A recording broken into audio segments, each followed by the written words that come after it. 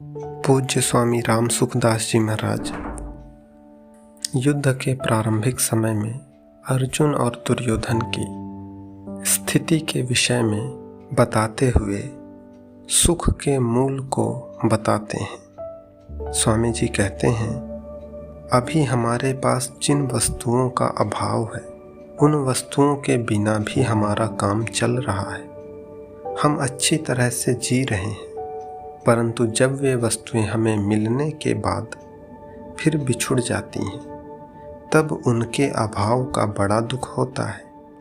तात्पर्य है कि पहले वस्तुओं का जो निरंतर अभाव था वह इतना दुखदाई नहीं था जितना वस्तुओं का संयोग होकर फिर उनसे वियोग होना दुखदाई होता है।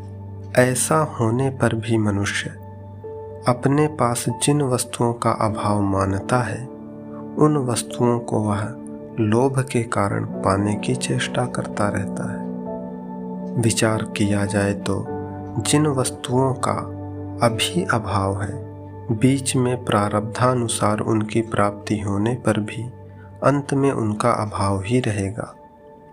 अतः हमारी तो वही अवस्था रही जो कि वस्तुओं के मिलने से पहले थी।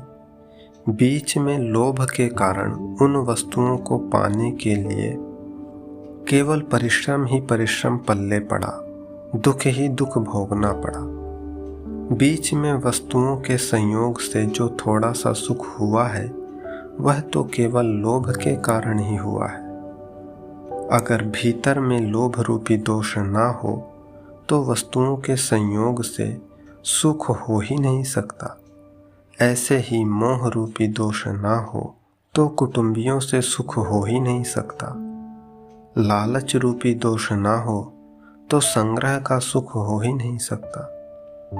तात्पर्य है कि संसार का सुख किसी न किसी दोष से ही होता है।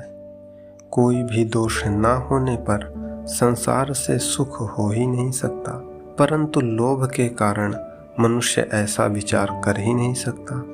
यह लोभ उसके विवेक विचार को लुप्त कर देता है।